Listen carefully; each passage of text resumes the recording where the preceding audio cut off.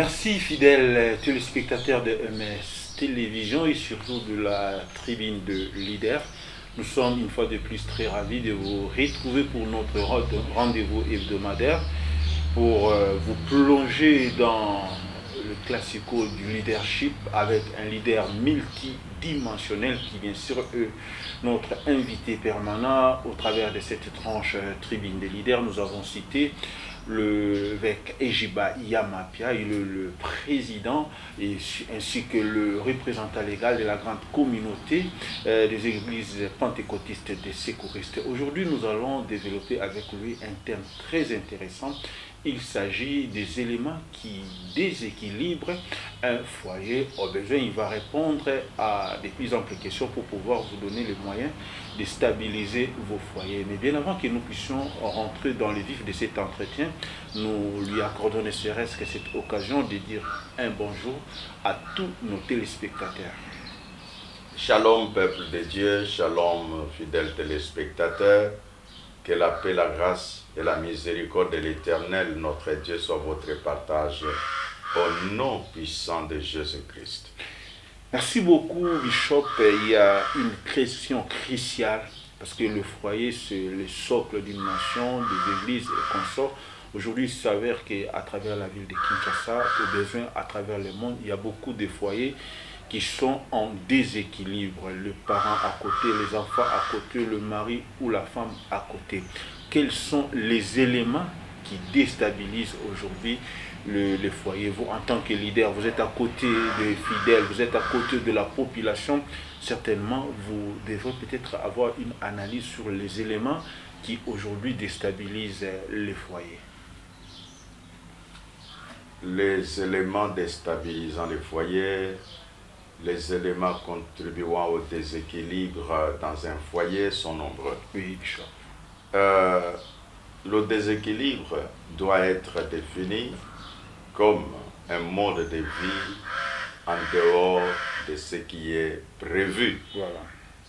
Et les couples d'abord, nous devons savoir qu'en ce moment où les uns les autres parlent de la modernité, ils modernisent tout, et il y a des choses que nous devons dire. Par couple, nous attendons l'homme et la femme. Oui.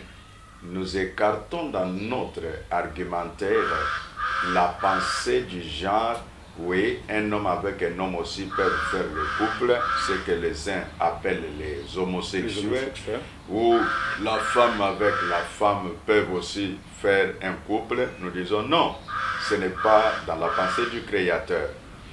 Il y a certaines personnes qui disent, oui, le monde évolue, les périodes diffèrent, les époques sont en train d'être différentes les unes des autres, et nous disons aucune évolution ne peut pas être en dehors du cadre tracé par Dieu. Voilà. C'est pourquoi les gens qui font pareille chose, là j'ai commencé d'abord par écarter ce qu'on n'appellerait pas couple. Voilà. Donc les homosexuels et lesbiennes, on ne peut pas les considérer comme des couples, on dit seulement que ce sont les gens qui marchent à l'encontre de la volonté de Dieu. Voilà.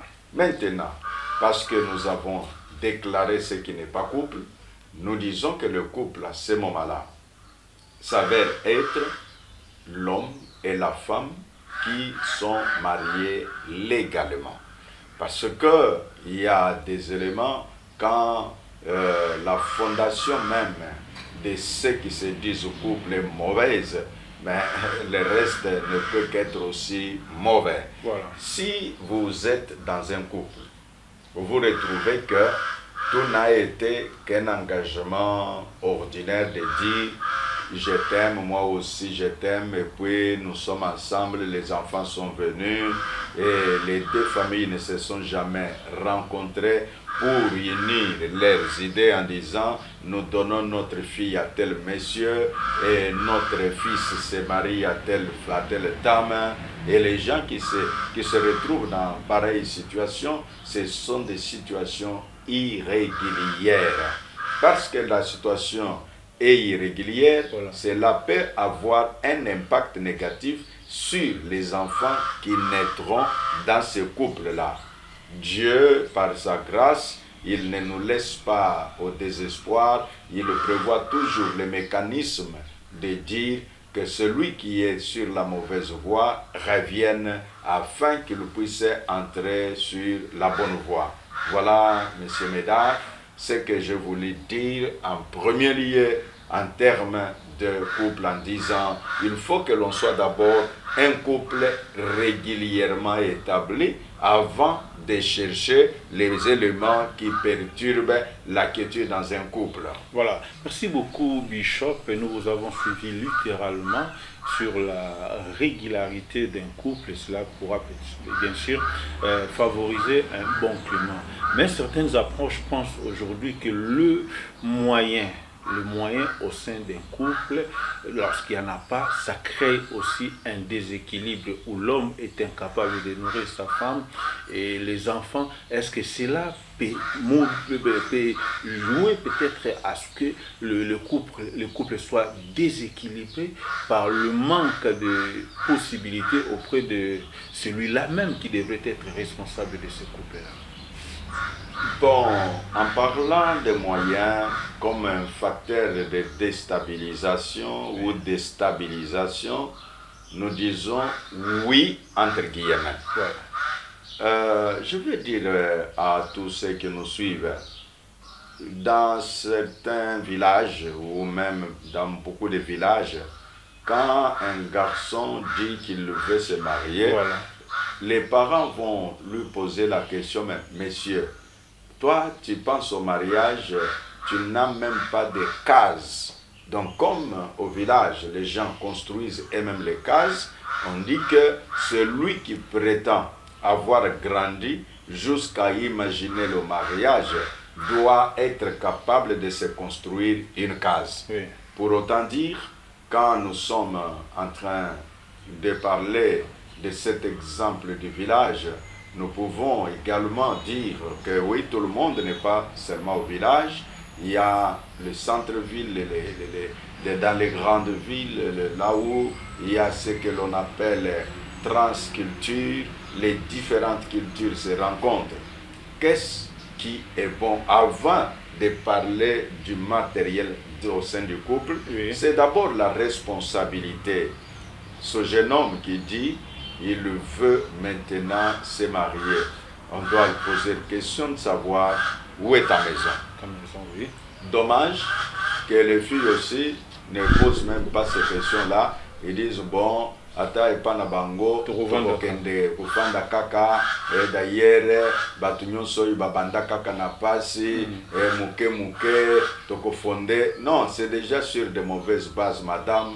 Toi qui nous suis là où tu es, si telle a toujours été ta logique de dire que Batunyonso Babanda n'a pas si, non, ça veut dire Batunyonso Babanda quelque part. Là, je peux être d'accord avec toi. C'est quelque part, ça peut être qu'on a peu, mais on se contente du peu en espérant que demain, le peu deviendra, comme on dit, l'oiseau fait sonner. Voilà. Mais si tu trouves un monsieur qui croise les bras, qui ne fait rien, et puis qui vient te proposer un mariage, et puis tu dis aussi, ouais, parce que je l'aime, parce qu'il entre dans mes critères, sache que vous êtes en train de bâtir déjà sur de mauvaises bases.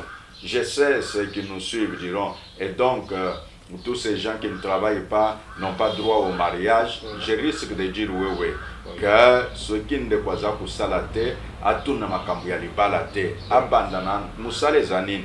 Musala ezali kaka ya kokende bureau te, ezali mutu azala capable ya auto-prise en charge, ya azali capable ya kumonter quelque chose qui peut lui amener quelques revenus.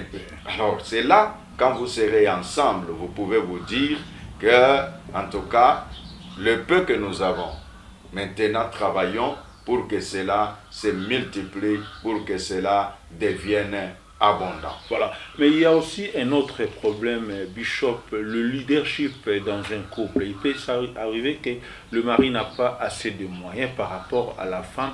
Est-ce qu'on peut, dans ce cas de figure, laisser le leadership du couple ou du foyer à la femme? L'homme essaie un peu de rentrer, de se mettre en dessous de sa femme parce qu'il n'a pas assez de moyens, et c'est la femme qui prend le tout en charge.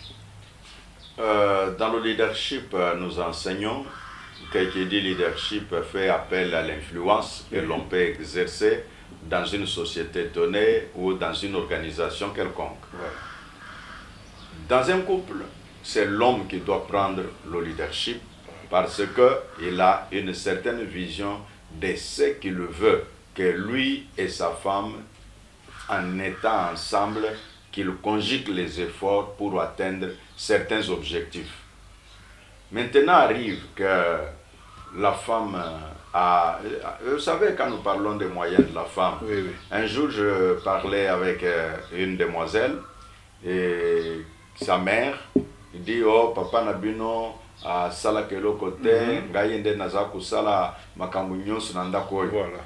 Et sa fille répond à sa mère, je t'ai, maman kokolo babongote, il semble que capital oyo bandaki nango mumbongo wana papa nde muntu apesaki. Alors comment tu peux aujourd'hui, et la maman a compris que elle était en train de mal réfléchir. Voilà. C'est ce qui fait que pour ceux qui nous suivent en ce moment, quand vous êtes dans un foyer et que l'homme n'a pas, son pouvoir d'achat n'est pas fort, et que c'est la femme qui a un pouvoir d'achat bien prononcé, en tout cas, la bonne chose, c'est la compréhension mutuelle, de savoir que celui qui est faible aujourd'hui ne le sera pas toujours, celui qui est fort aujourd'hui ne sera toujours pas fort chaque moment. Voilà. Donc, que la femme comprenne, quels que soient tes moyens, tu es une femme, vous vous complétez, l'homme et la femme. Oui, justement, Bishop, dans l'ancienne législation sociale, il a été prévu que la femme, avant de travailler, il doit avoir l'approbation, l'accord de son mari ou l'autorisation maritale. Mais il s'avère qu'il y a des combats qui se mènent aujourd'hui pour que cela ne puisse plus être perçu de cette manière, où la femme peut s'engager de n'importe quelle manière sans pour autant qu'il y ait l'avis de son mari. Vous, en tant qu'ancien député national, comment partagerez-vous cette approche? Cela pourra peut-être enlever le leadership masculin au sein d'un couple, où ça pourra équilibrer davantage le couple. Moi, je joins la voix à ceux qui militent pour que l'autorisation maritale, c'est une idée dépassée. Voilà. Et dans notre législature, je parle de 2006-2011, oui. Et j'étais dans la commission socio-culturelle, oui. Et dans cette commission, effectivement, nous avions débattu de cette question-là, oui. Et je crois que ça a été d'ailleurs voté. Bon, ainsi dit, l'autorisation maritale, c'est une aberration. Oui. Pourquoi?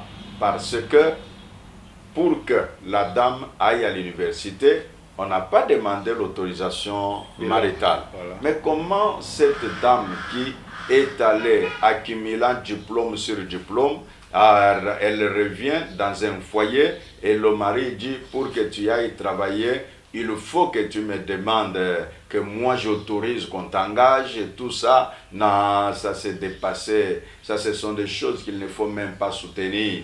C'est d'ailleurs des choses qu'il faut encourager, que madame, tu as la position. Parce que l'erreur, c'est de penser que la femme n'a pas de vision, c'est seulement l'homme qui a une vision. Voilà. Non, c'est faux. L'homme a la vision, autant la femme a la vision. Mais quand ils se mettent ensemble, ils conjuguent les efforts pour dire comment allons-nous faire ce que les économistes appellent joint aventure. Voilà. C'est une façon de dire que les deux sociétés peuvent marcher ensemble vers certains objectifs communs. Ainsi dit, la femme n'a pas besoin d'autorisation pour aller travailler, la femme a besoin de connaître que même si je veux sans autorisation maritale, je suis une femme mariée. Voilà. Et cela permettra qu'il y ait une symbiose, une entente, puis l'épanouissement qu'il faut. Merci beaucoup, Bishop. Mais il y a aussi un autre aspect dans le leadership d'un couple, où c'est soit la famille de l'homme ou de la femme qui prend le leadership sur un couple, parce que c'est le papa de la femme qui nourrit et l'homme et la femme et leurs enfants. Il leur a donné la maison, ainsi de suite, et il a une dictée sur ces couples-là. Ne pensez-vous pas que de tels aspects contribuerait également au déséquilibre des foyers, au point que le leadership de l'homme dans un couple est aussi inhibé par l'action menée par le membre d'une famille ou d'une autre? Oui, l'ingérence, c'est comme ça que nous appelons, voilà, des membres des familles, que ce soit du côté de l'homme ou du côté de la femme. C'est aussi des choses à déconseiller. Voilà. Que les deux, comme ils ont accepté leur vie commune, les familles les accompagnent et non pas les dirigent. Voilà. Accompagner veut dire, on peut donner un conseil. Les accompagner veut dire, on peut leur apporter assistance là où cela est nécessaire. Pour autant que chacun de nous retienne que pour qu'il y ait harmonie conjugale ou harmonie du couple, non, les autres doivent accepter leur position. Si c'est un papa, qu'il sache que parce que son fils est déjà marié, en tout cas, il a des responsabilités sur sa femme. Et puis, si c'est les parents de la femme, doivent savoir que leur fille est déjà mariée et elle a aussi son foyer à gérer. Donc, l'ensemble de toutes ces choses, ça peut permettre qu'on puisse arriver à l'équilibre dans un couple et enlever tous les éléments de déstabilisation qui bougent dans un sens ou dans un autre. Oui, Bishop, il y a aussi une approche qui détermine que l'action gouvernementale ou l'action des autorités essaye un peu de contribuer au déséquilibre qui se vivent aujourd'hui dans plusieurs couples où actuellement le tissu économique est en train d'être totalement dépravé, au besoin même que la situation sociale se dégrade les jours au jour, au point que cela contribue aujourd'hui aux déstabilisations des foyers, sans pour autant compter à l'Est ou autres pays ou dans d'autres endroits de la République démocratique du Congo où règne l'insécurité. Penserez-vous que l'autorité ou le gouvernement a un rôle à jouer pour équilibrer le couple ou les foyers actuellement? Oui, la part du gouvernement, c'est de prendre soin de sa population. Voilà. Ainsi, le travail, on dit ceci, que si on ne t'a pas donné du travail, toi-même tu peux créer le travail. Mais quand les gens croisent les bras pour dire qu'il faut que le gouvernement nous donne de l'emploi, fasse ceci ou cela, c'est normal, mais c'est aussi anormal.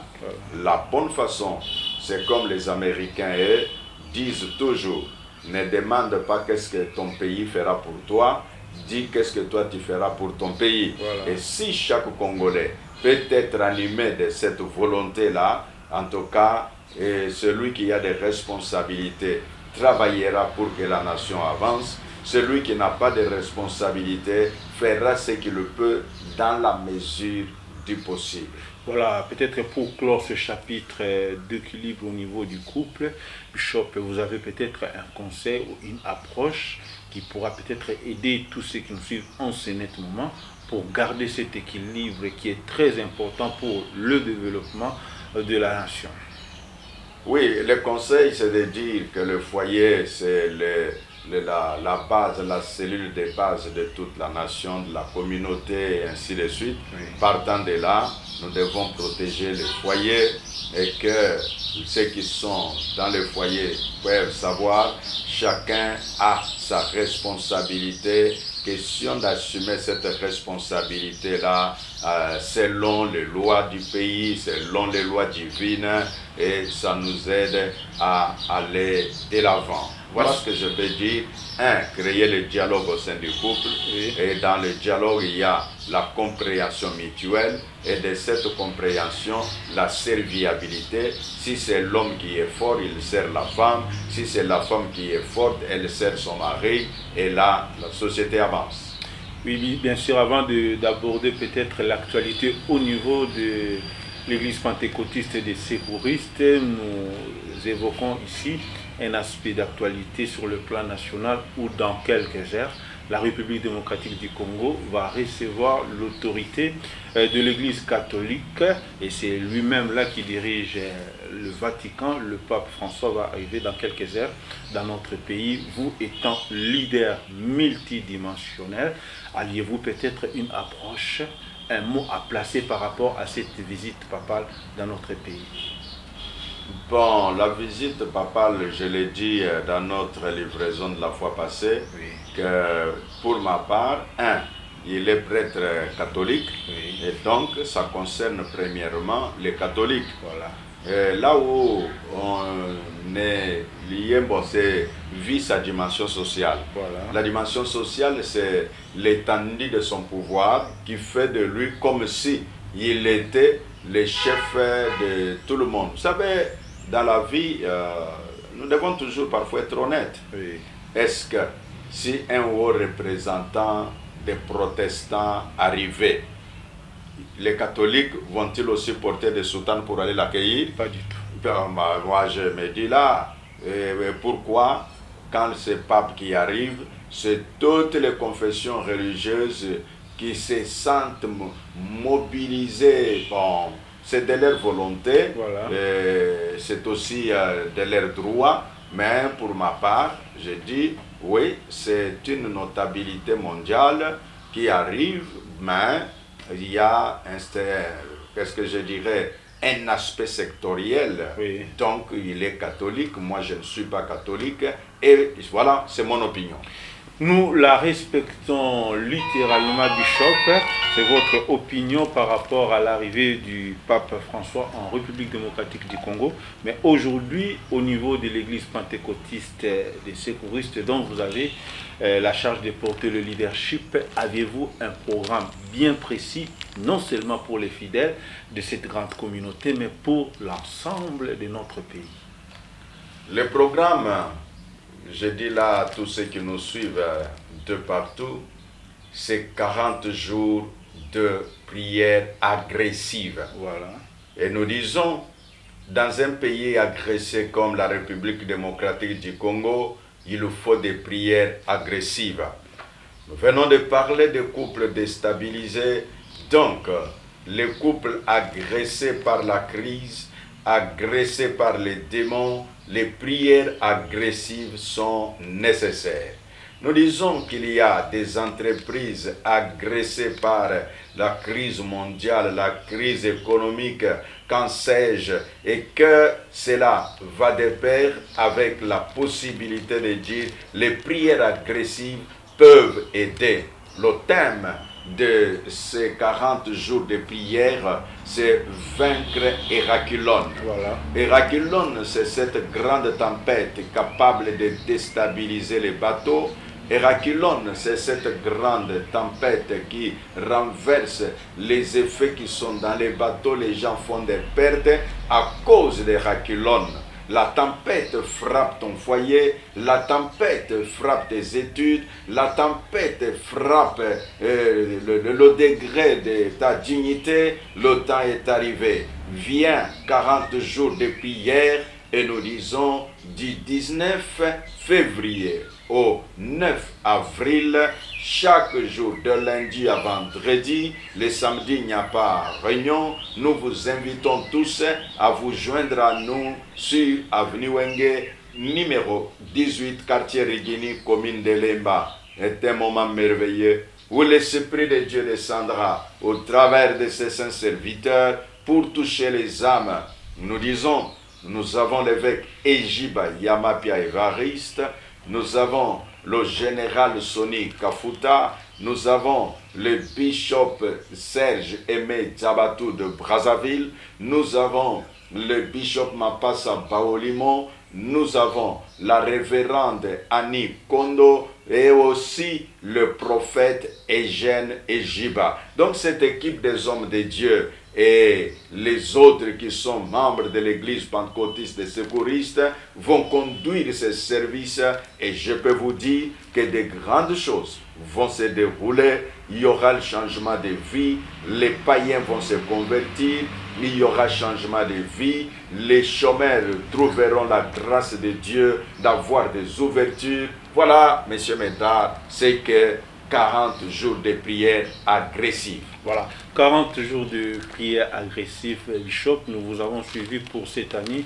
Vous militez pour la stabilité totale dans le pays, dans des foyers et un peu partout. Pensez-vous que ce service où il faut vaincre les Raquilons pourra donner la stabilité totale au travers le pays et au travers le foyer? Nous promettons, parce que Dieu dit, vous me prierez et je vous exaucerai. Et donc nous croyons en cette parole des Écritures et nous disons que pendant les 40 jours, le peuple sera secouru.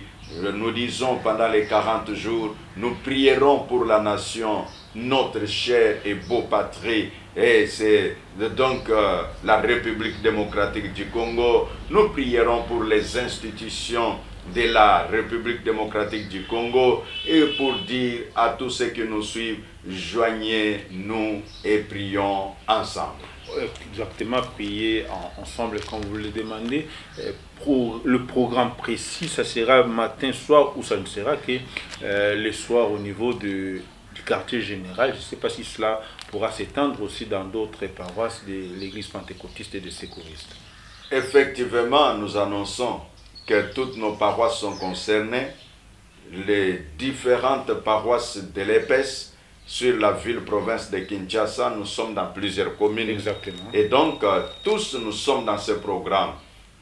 Là où vous voyez l'église pentecôtiste, allez-y et vous serez édifiés. Cela étant, évêque, c'était pour nous un grand plaisir, un honneur de pouvoir vous recevoir sur ce plateau.